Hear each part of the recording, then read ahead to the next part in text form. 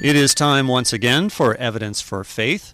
This is the show where we help Christians become thinkers and thinkers become Christians, where we teach you how to defend the truth of Christianity. My name is Keith Kendricks. With me today is Kirk Hastings, author and apologist. Say hello. Hello. Good. That was good. You're very obedient, Kirk. I like that.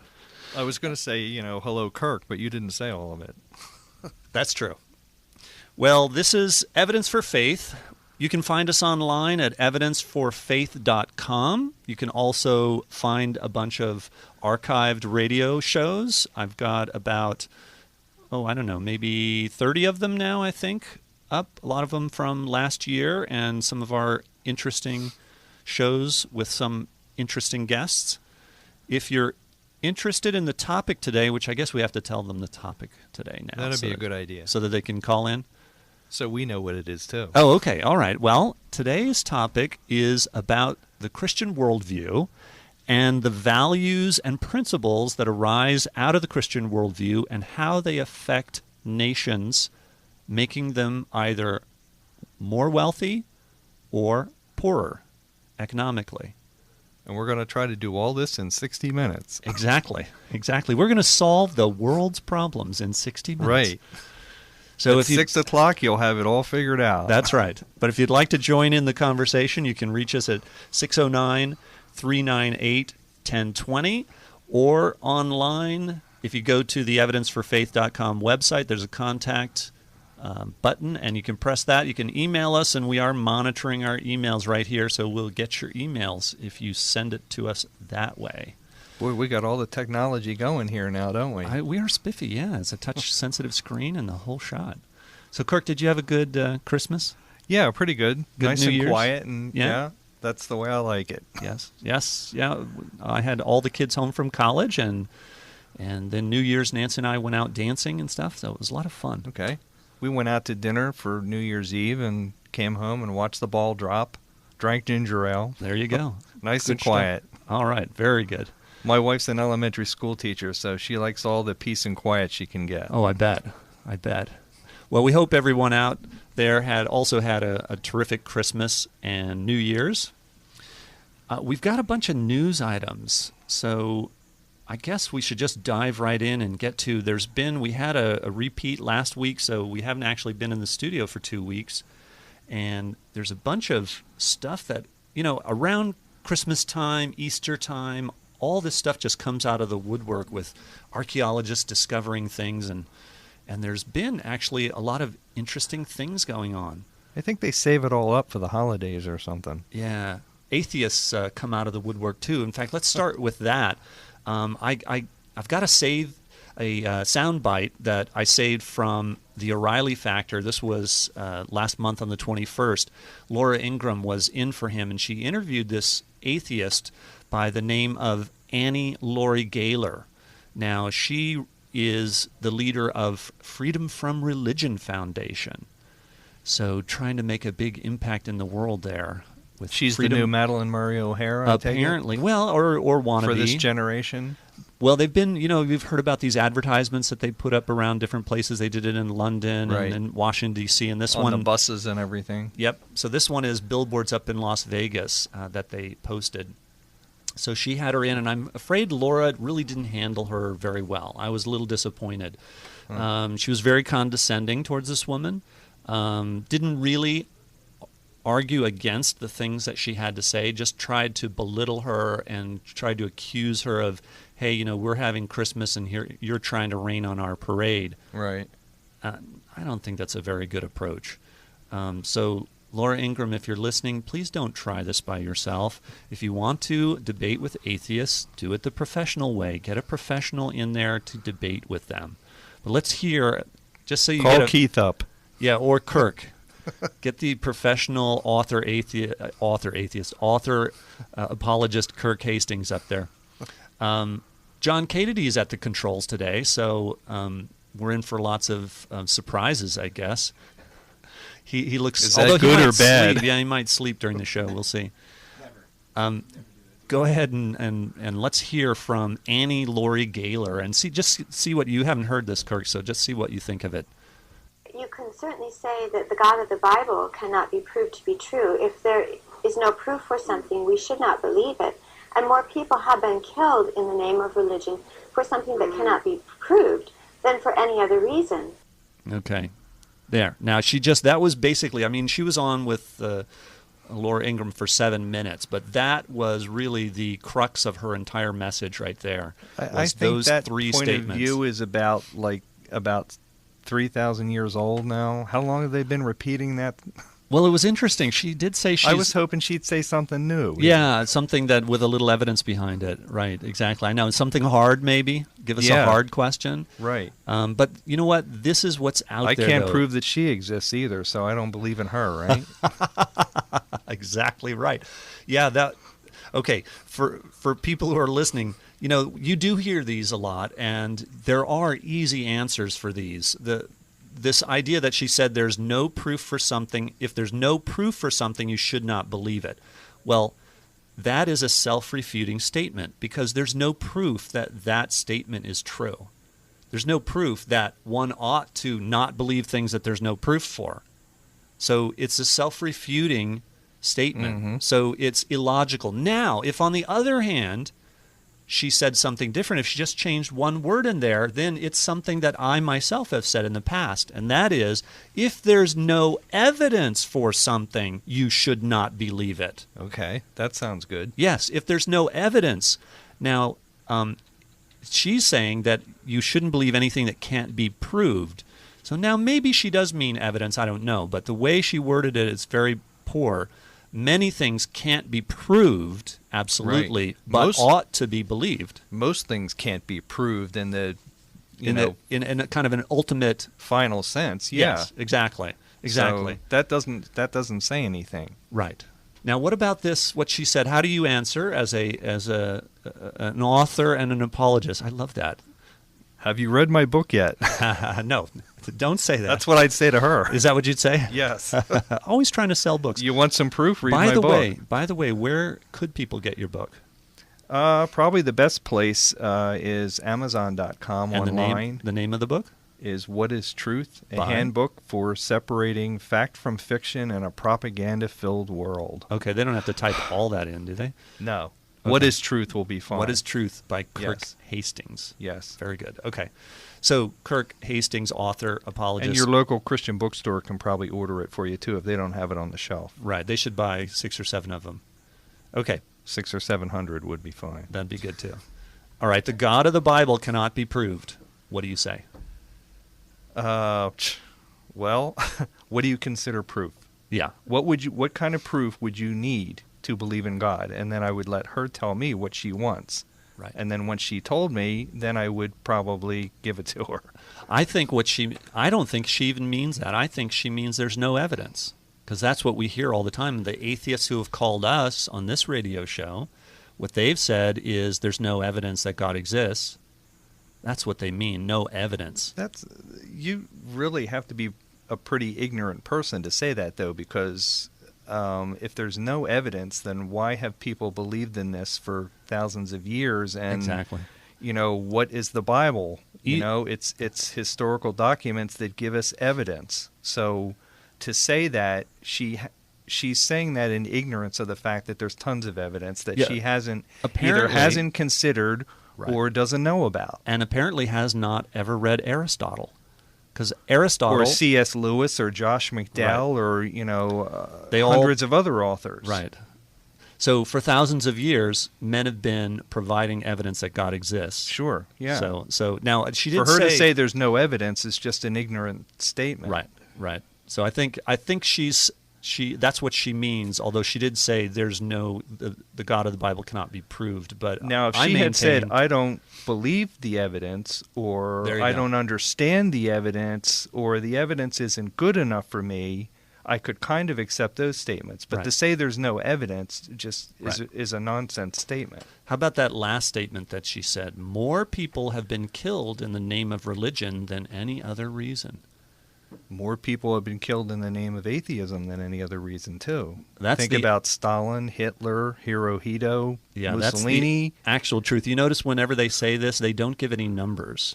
No, they never do. No, But but they never give any specifics. now there They're actually all has, very general statements. some historians have actually done some work to see how many people in the history of the world have been killed by religion, by wars of religion. About 5 million. And that's a lot of people. I'm surprised the number's that low, to tell you the truth. No, 5 million. And if you look back historically, most of it, about 90% of it, was by Islamic extremists. But that's the extent of the wars specifically for religious reasons and killings for religion.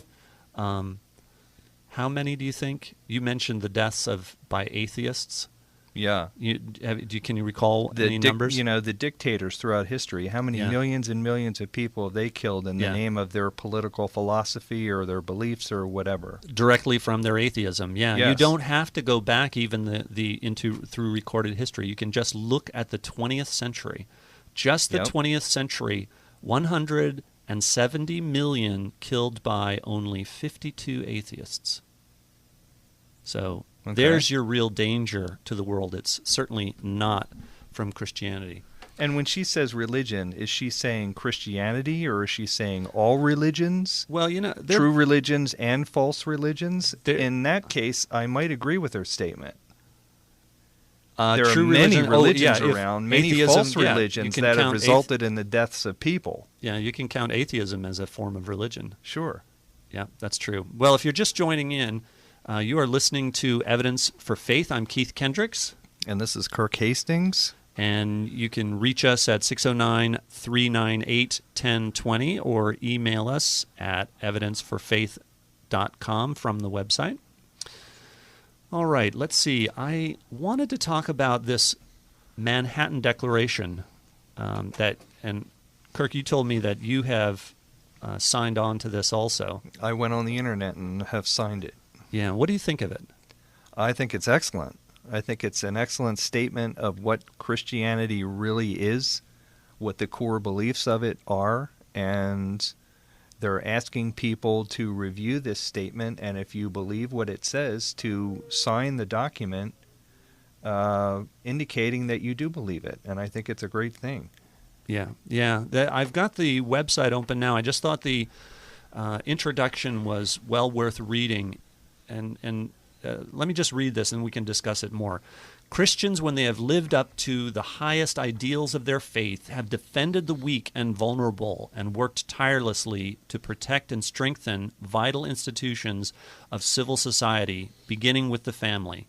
We are Orthodox, Catholic, and Evangelical Christians who have united at this hour to reaffirm fundamental truths and justice and the common good, and to call upon our fellow citizens, believers and non-believers alike, to join us in defending them. These truths are the sanctity of human life, 2, the dignity of marriage as the conjugal union of husband and wife, 3, the rights of conscience and religious liberty. Inasmuch as these truths are foundational to human dignity and the well-being of society, they are inviolable and non-negotiable. Because they are increasingly under assault from powerful forces in our culture, we are compelled today to speak out forcefully in their defense and to commit ourselves to honoring them fully no matter what pressures are brought upon us and our institutions to abandon or compromise them. We make this commitment not as partisans of any political group, but as followers of Jesus Christ, the crucified and risen Lord, who is the way, the truth, and the life.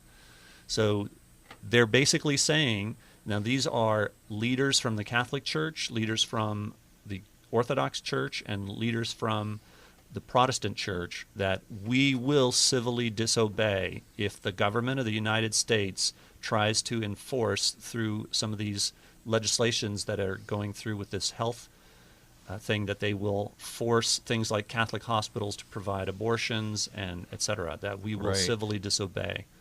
If they try to force us to contradict our own beliefs, we're just not going to do it. Exactly.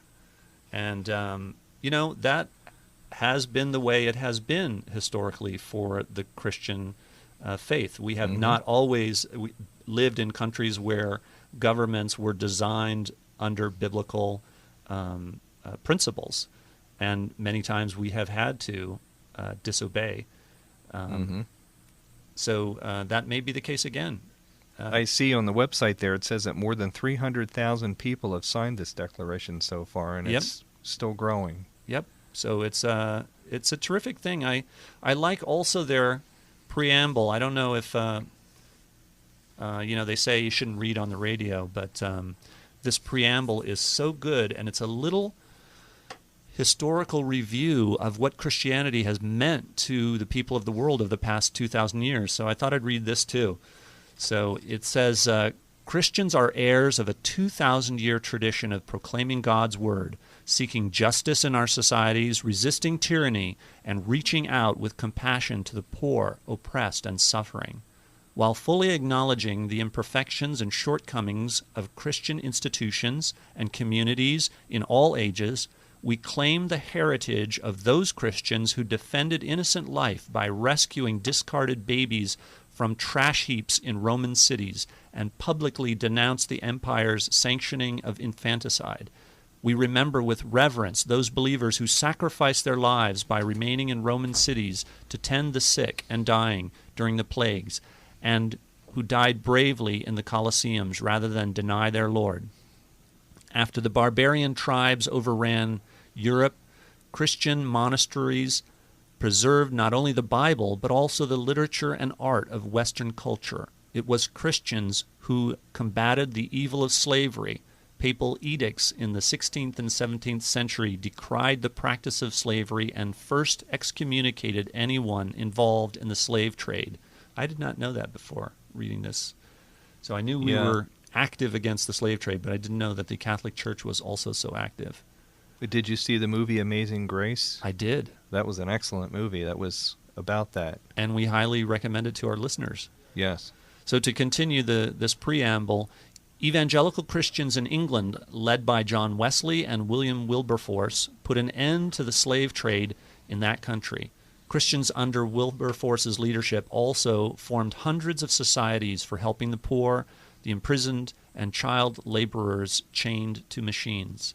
In Europe, Christians challenged the divine claims of kings and successfully fought to establish the rule of law and balance of governmental powers, which made modern democracy possible. And in America, Christian women stood at the vanguard of the suffrage movement. The great civil rights crusades of the 1950s and 60s were led by Christians, claiming the scriptures and asserting the glory of the image of God in every human being, regardless of race, religion, age, or class. This same devotion to human dignity has led Christians in the last decade to work to end the dehumanizing scourge of human trafficking and sexual slavery, bring compassionate care to AIDS sufferers in Africa, and assist in the myriad of other human rights causes, from providing clean water in developing nations to providing homes for tens of thousands of children orphaned by war, disease, and gender discrimination. Like those who have gone before us in the faith, Christians today are called to proclaim the gospel of costly grace, to protect the intrinsic dignity of the human person, and to stand for the common good. In being true to his own calling, the call to discipleship, the church, through service to others, can make a profound contribution to the public good. Wow. Isn't that great? Yeah. That's a terrific preamble. I was very pleased to be able to sign it myself. People don't think about a lot of those things when they think about Christianity necessarily. Yeah, I agree. But and a lot of it has gone by the wayside. It's certainly not taught in school anymore. No.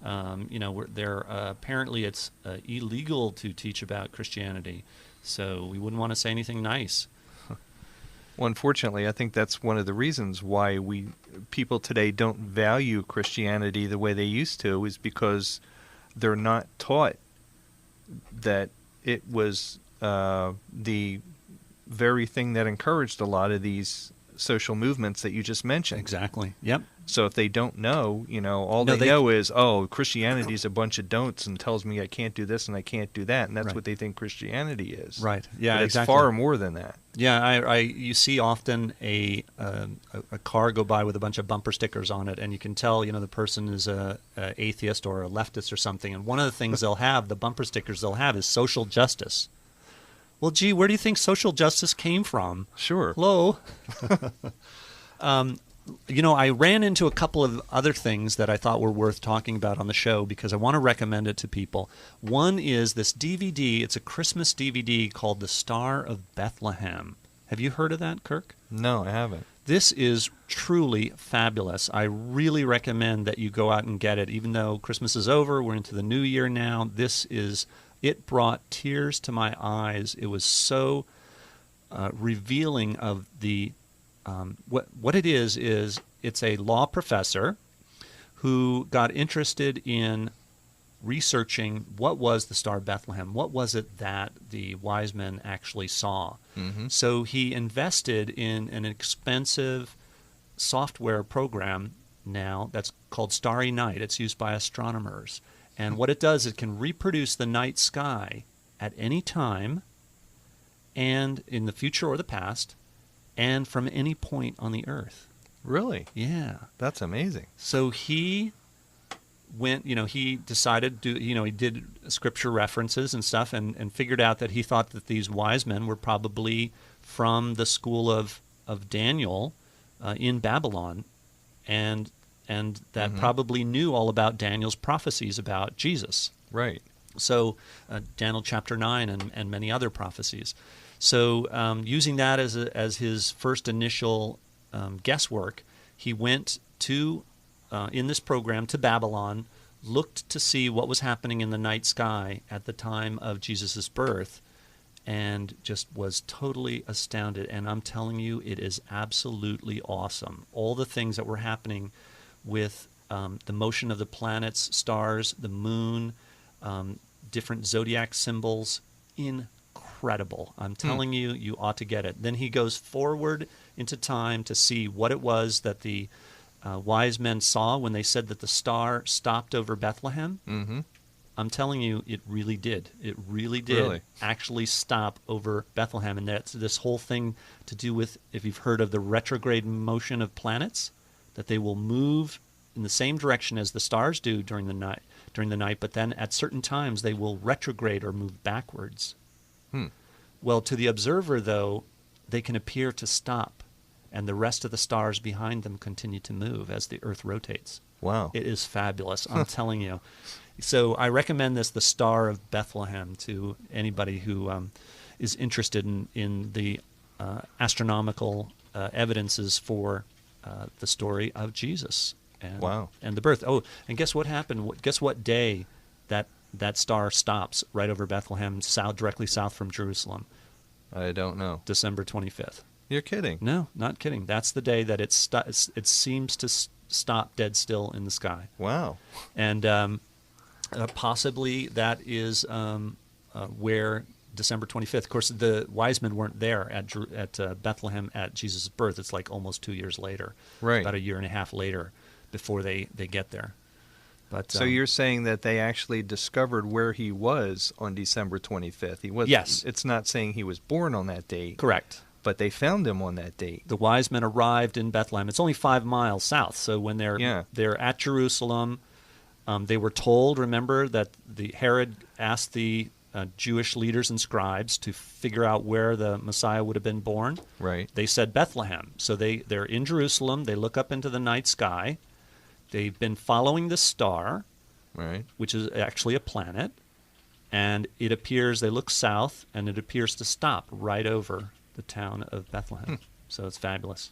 I've heard that before, that they say that Jesus, in all probability, was probably born in the fall, I think, or something like that. Yeah, and that's then right. but then they go on to say that, based on calculations and whatever, that it was probably around December 25th when, the story took place that the wise men found him and, offered the gifts and all that. Mhm. And it's kind of neat the way that Yep. ties in with the date Absolutely. that we ended up using totally by coincidence, really, Right. for his birth date. Right.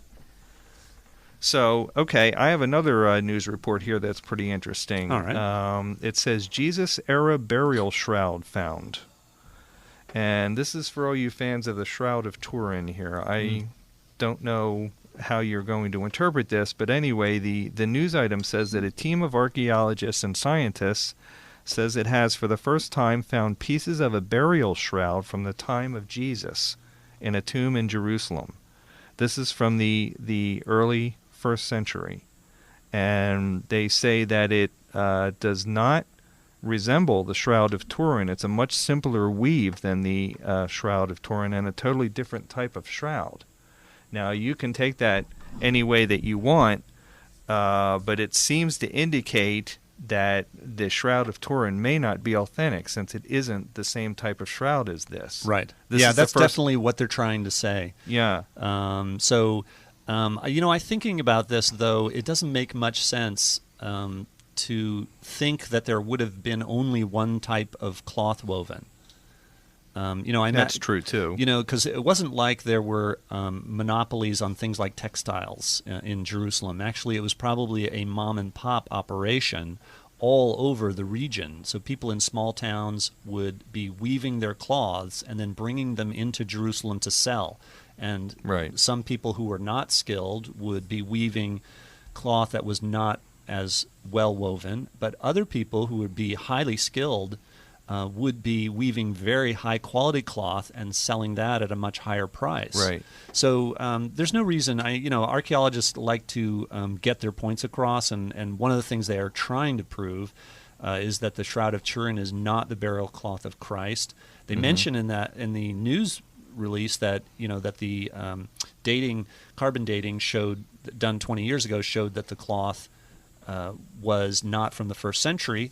They don't mention that more than 10 years ago it was discovered that the portion that they tested was not actually from the original cloth, that it was a repair piece that had been sewn, woven back into the original cloth.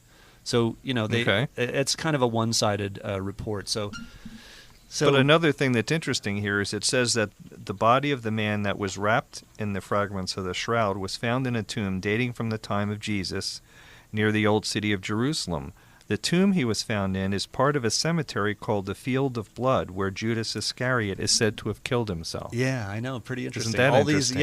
And the other thing is that he had leprosy, right? Didn't this guy have Yes, leprosy? he died of leprosy, and they think that he may have had MS as well. So this really goes to show that what the Bible's talking about, the milieu, the environment, the culture that the Bible describes really was happening the way it said. The Bible was not written hundreds of years later, Right. when they maybe didn't know that there was leprosy rampant in the area. Mm-hmm. But archaeology confirms that yes, indeed, there was leprosy.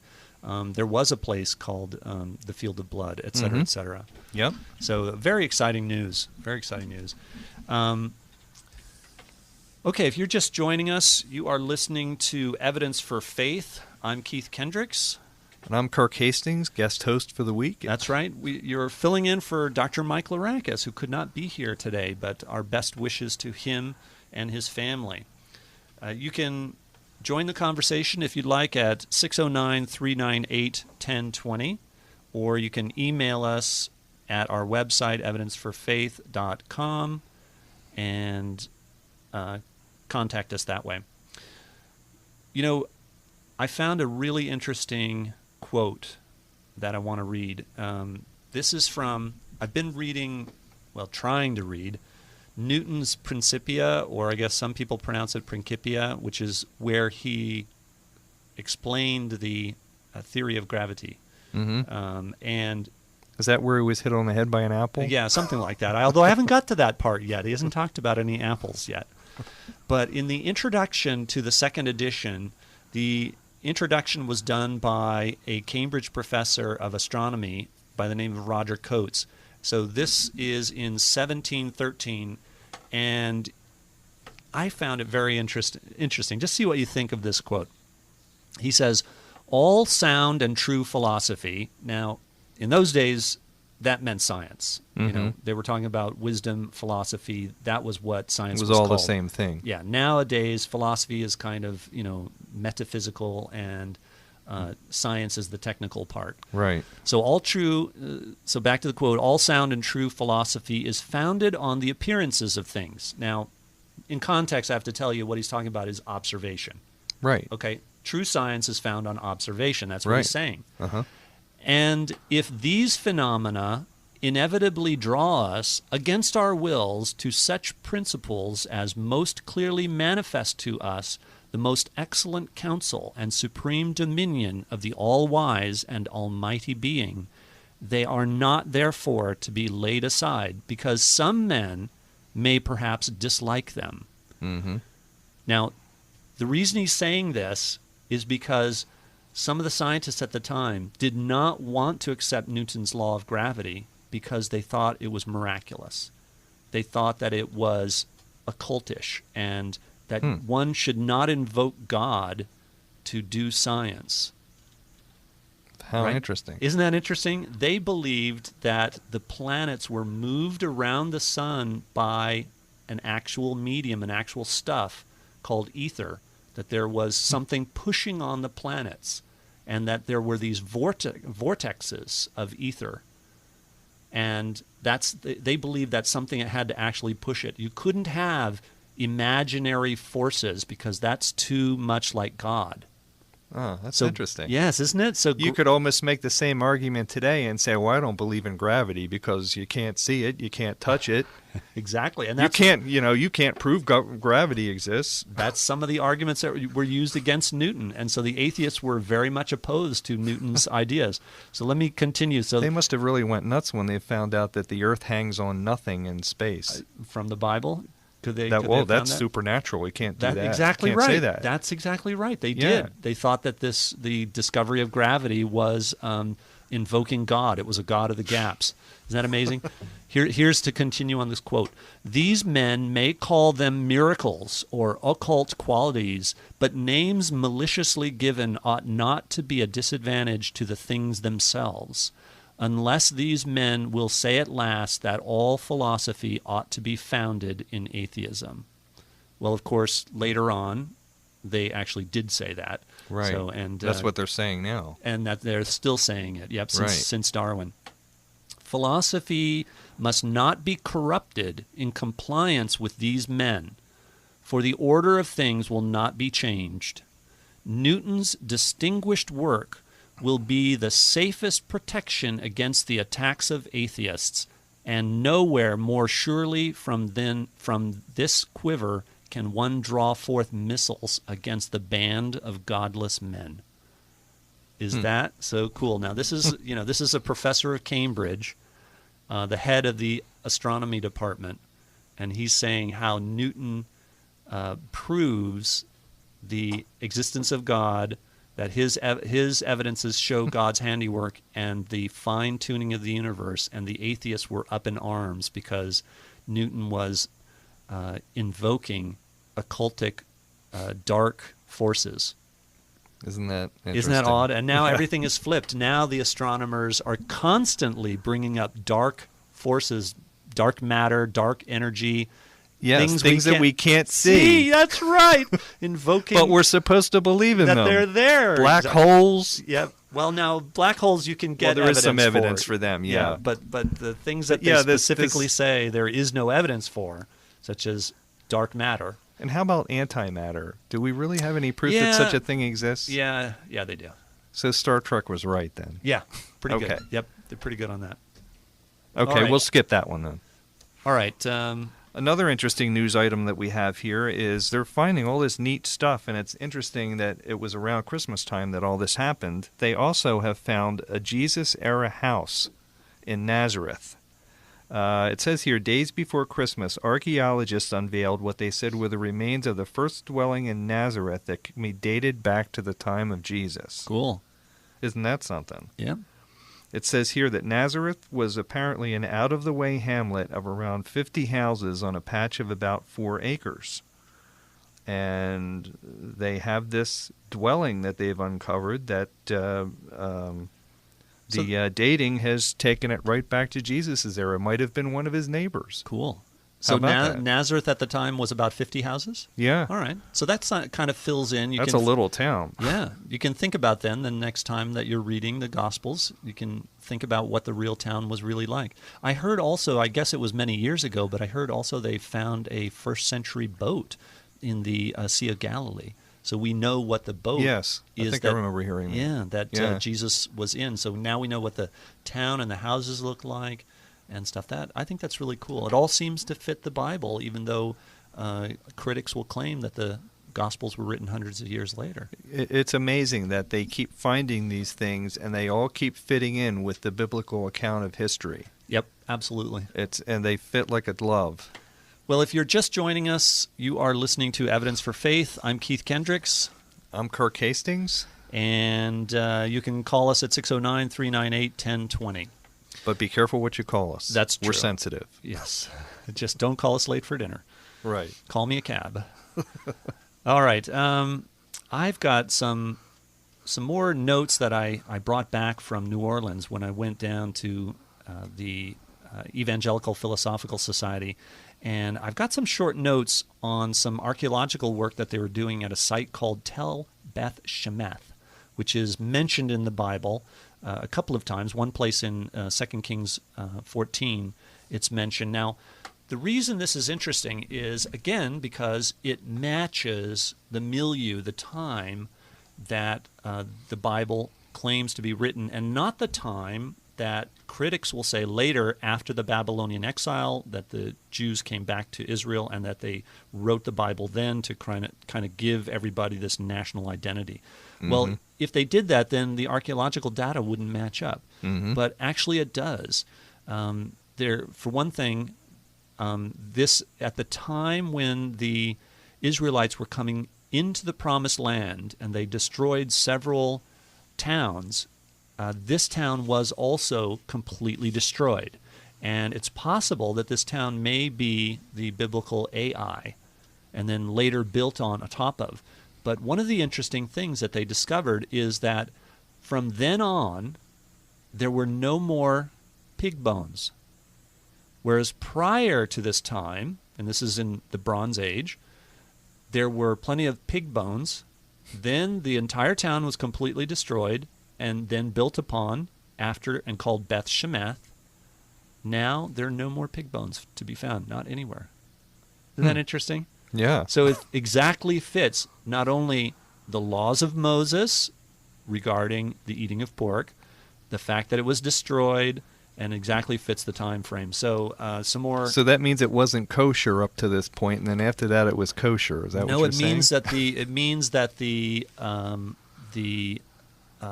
prior inhabitants were probably eating pork. Mm-hmm.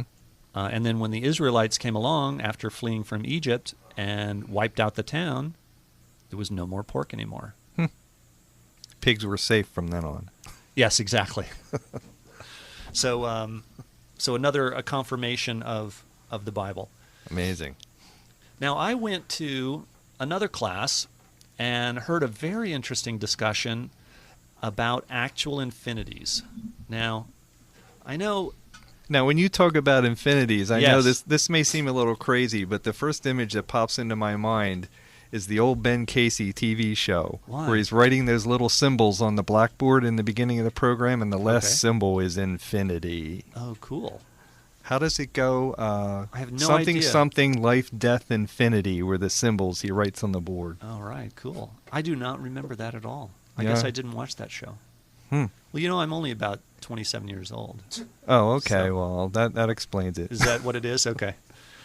Well, why are actual infinities important? Why do we have to know whether or not there can be actual infinities? The reason Tell is... Okay, I'm going to tell you, Kirk. The reason is that a lot of religions or atheistic assumptions that set themselves up against the Christian worldview require that there be actual infinities. For one thing, in Mormonism, the doctrine in Mormonism is that the universe always existed and that God manipulated it and shaped the earth out of the stuff that had already existed forever. Okay. Okay. So they don't believe that he created everything out of nothing. Correct. They believe that the universe I didn't know always that. existed. Yes, and Okay. that God was a creator like an He just artist. rearranged things. Exactly. Just rearranged things. Okay. Also, many atheist theories about the universe say that the universe is infinitely large or has lasted for an infinite amount of time. Right. Or even if they do accept the Big Bang style model, they'll say that there's an infinite number of other universes coming into existence in other realms. Right. Okay, so then there are Eastern mystical religions that believe that the universe has lasted forever, that it's infinitely old. Right. All right. Now, the problem is that this is known to be absolutely impossible. And since the Middle Ages, we've known that there can never be any actual infinities, any physical infinities. So one of the ways that you can know this is what they talked about in this lecture that I went to. It's a famous description of this situation called Hilbert's Hotel. And I think I stayed there once. did you? You stayed at Hilbert's Hotel? I hope you didn't get lost. Isn't that a because- little dump in Paducah, Kentucky, or No, something? this is an imaginary hotel that's used for thought experiments, and you imagine what it would be like for there to be a hotel with an infinite number of rooms. Okay. All right, so there's an infinite number of rooms. Now, Just curious, why is it called Hilbert's Hotel? Is that named it's after the guy that came up with this probably idea? the mathematician. Yes. Okay. So this hotel, if you fill it up, let's say that you allow an infinite number of people to come in and take all the rooms up. Okay, it's full. Right. Okay. Now, if someone comes, if you were to now come to the front desk and ask for a room, could you get in?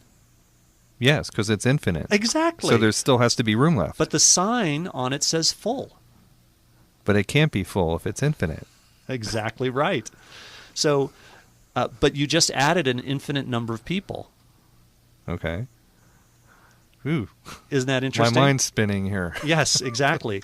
So there can never, actual infinities are impossible. The concept of infinity is just a mathematical concept that's used to help us do math. It's kind of like negative numbers.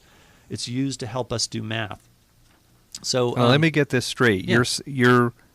We should narrow this down to say you're talking about a physical infinity is impossible. Correct. Okay. Well, and it doesn't have to In be... the physical world, there's no such thing as an infinity. That's correct. And even in things like time, there is no such thing as an infinity. Really? Yes. There can never be an amount of time. Anything that's discrete, like a moment or a second or an hour, you can never get to an infinite amount of it. So there can never have been an infinite amount. Okay. So, So in other words, the universe could not have existed forever. correct. It's impossible. If the universe had existed forever and we came from the infinite past, how long would it take to get to now, to get to right now, the present? Right. How long would it take? Forever. Yes, it would take an infinite More amount than of time. more than forever. If would there take- is such a thing. Yeah, it would take an infinite amount of time. Therefore, you would never get to now. Right. It's That's another true. example of the ridiculousness of the concept of actual infinities. It simply can't happen. Here, mathematically, we can describe it this way. Let's say that we have a set of numbers, call it n, and they're all the numbers from 1 to infinity. Okay, Right. so that's an infinite number. That set is infinitely big, correct? Right. All right. Now we have another set of numbers. Let's call it E for even. And these are all the numbers that are even numbers from the number 2 on to infinity. Right. How big is that? It's Infinite. that set of numbers is also infinite. Right. It would have to But be. isn't n greater than E? Is n the set of all numbers? It would have to be. You would think. Of course. So infinity is greater than infinity? Okay, now let's create another set, and let's call it the number 4 on to infinity. And we're going to take that set, which is also infinitely large, and we're going to subtract it from the first group, n, which is all numbers greater than 4. What's the result? Infinity minus 4. No, 4 to infinity is what we're taking away. Right. From 1 to infinity. The number is 3. Okay. So n minus 4 to infinity equals 3. So that means that infinity minus infinity equals 3. See how ridiculous that is? Yeah, it doesn't work. No, because it could be 3 or it could be any number, because it just depends how many from infinity you divide. So it just shows that the concept of infinity is an imaginary concept. It doesn't have any real value in anything in the universe at all. So we can therefore know that the universe is not and cannot be infinitely big, nor can it be infinitely old. It's simply impossible. So any theory, any religion that claims that is true is wrong, simply wrong. That brings up an interesting thought to my mind, that one of the arguments against the existence of God that atheists often use, they will say that, you say that God has no beginning and no end. That's impossible. And yet they'll turn around and they'll say that the universe never had a beginning and it'll never have an end. Right. They're willing to believe that about the physical universe, but God can't do that. But not about God, right. Yeah. Not about something which is spiritual. Right. Yes. Yeah. Isn't that interesting? Or even could be considered to be outside of time. Right. So, something that doesn't have a beginning or an end. Well, if it's not in time, why wouldn't it not have a beginning or an end? Right. So, okay. All right. Well, let's... Fascinating, isn't that as cool? Mr. Spock would say. The next class I went to was by Professor Wayne Grudem. Ever heard of him? No, I don't think so. Grudem is a terrific guy. Grudem is a theologian who's written a systematic theology that is like 800 or 900 pages, and I was forced to read. And so he's really good at torturing theology students. He's been responsible for much pain and suffering in the world. But he has now turned his forces, his intellect, against pain and suffering itself, and has focused for the past couple of years on studying the principles of the Christian worldview that help nations to become rich versus poor. He really wanted to do something for the poor. And he mentioned about in Galatians chapter 2, verse 10, where Paul comes back to find out, just to make sure with the Church of Jerusalem, do I have the true gospel?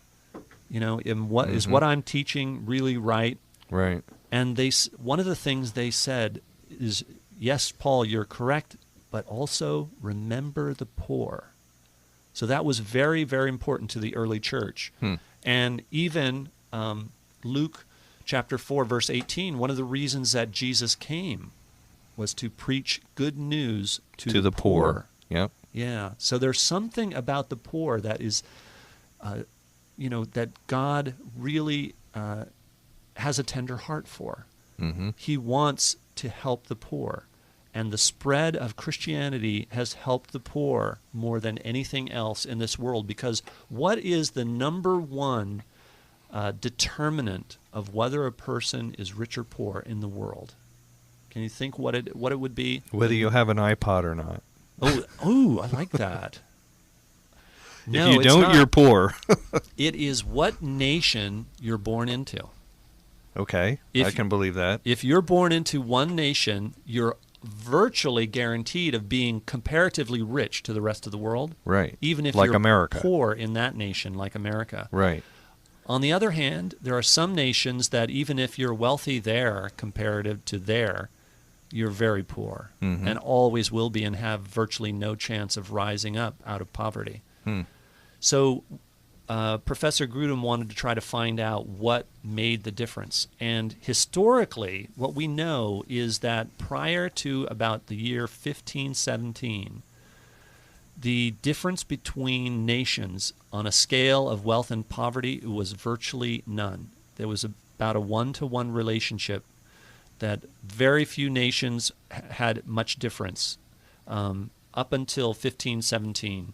Really? there was very little difference. There was no such thing as rich nations and poor nations. There was, but there wasn't much difference. Right. I mean, if you lived in a the gap wasn't very far. Exactly. And in some of the countries that were considered rich nations, it was only some of the people, like the aristocracy, right, might be rich. Or the kings or whatever. The vast population were just as poor as any other part of the earth.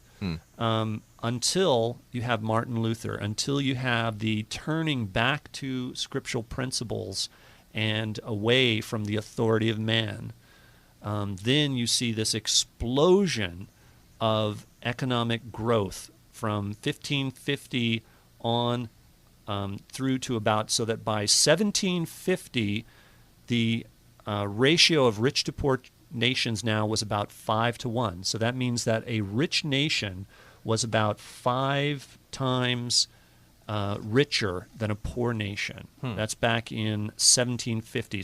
So for the past that 200 years since Martin Luther, there was this growth.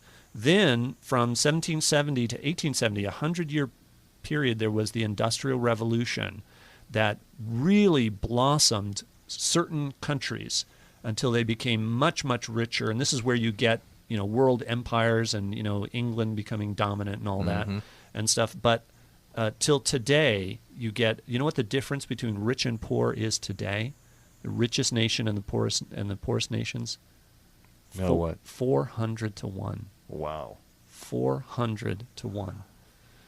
So now, if you look at then, so what Dr. Grudem wanted to do was to look at those principles that come from the scripture that have to do with cultural beliefs, that have to do with governmental policies, and that have to do with economic policies, and which of those led to countries becoming rich and which did not. And of course, not every country had all the factors. The richest countries didn't necessarily have all the principles, and the poorest countries didn't necessarily have none of them. They might have had some of them. Right. But these are the principles that made the biggest difference. And where he did most of his research is in books on economics and actual visiting of countries and